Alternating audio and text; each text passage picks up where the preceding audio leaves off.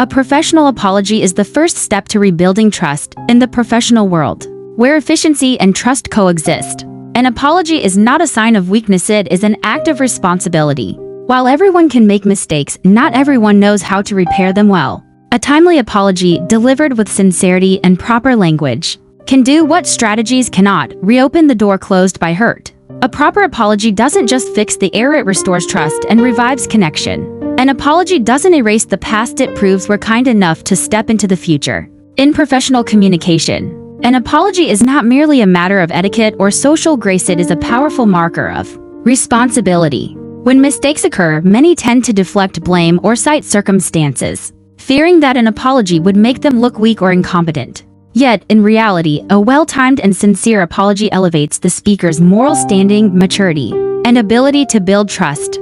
Not everyone has the courage to say "I was wrong." And that's exactly why an apology carries the weight of honesty and empathy. It shows that the speaker is not merely interested in avoiding blame, but genuinely values the relationship. This is the foundation of restoration. Thus, an apology is not just a balm for a momentary crisis, it initiates a new journey where trust is rebuilt word by word. And an effective apology is no better than an empty phrase. At times, it can deepen the wound. Many resort to "we're sorry" for any inconvenience caused as a generic template lacking emotion, accountability, and personalization. This is the hallmark of an empty apology, a symbolic gesture rather than a genuine act. In contrast, an effective apology typically follows the 4R structure: recognition, clearly acknowledging the error; responsibility, owning the mistake; regret, expressing heartfelt remorse; and remedy, proposing specific corrective actions. This structure not only validates the listener's experience, but also shows the speaker's intention to act. When any of these 4 pillars is missing, the apology risks sounding evasive, insincere, or more like PR damage control than a healing gesture. In professional settings, where language is a key tool for trust building or erosion, an apology should be treated as a structured act, not a spontaneous emotional outburst. Culture plays a decisive role in how apologies are understood and judged. In some Western cultures, direct and prompt apologies are seen as markers of professionalism and transparency. However, in many Asian cultures, apologies require nuance, appropriate timing, and often involve nonverbal gestures such as bowing, silence, or concrete acts of restitution. This does not indicate dishonesty, it shows that apologies are socially contextualized. A too direct apology may even be perceived as causing public shame, triggering unintended consequences. Thus, in intercultural communication, the key is not to apologize in your own right way, but to apologize in a way the other feels respected. This shift from administrative language to human-centered language is the cornerstone of global empathy. In a competitive and volatile world, organizations that know how to apologize are organizations capable of self-learning and healing. Apologizing doesn't diminish brand value if done right. It enhances trust among clients, employees, and the public.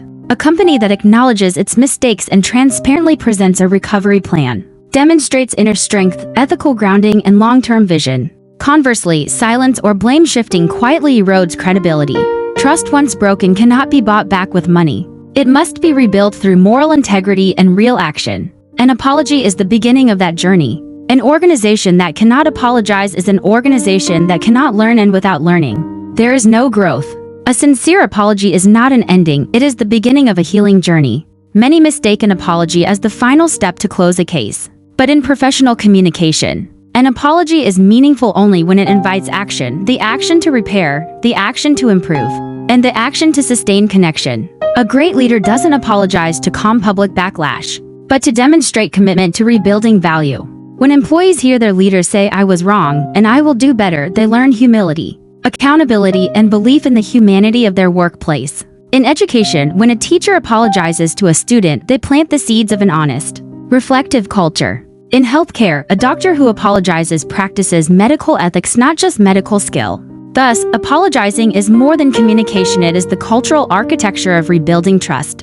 From the individual to the institutional level, trust once broken never returns in its original form, but it can evolve into a deeper version if repaired with the right actions. An apology is the first step, but what sustains trust is what comes next: transparency, honoring commitments, and consistent behavioral change. In business, an apology should not be a mere statement, it must trigger a process with clear goals, measurable outcomes, and accountability.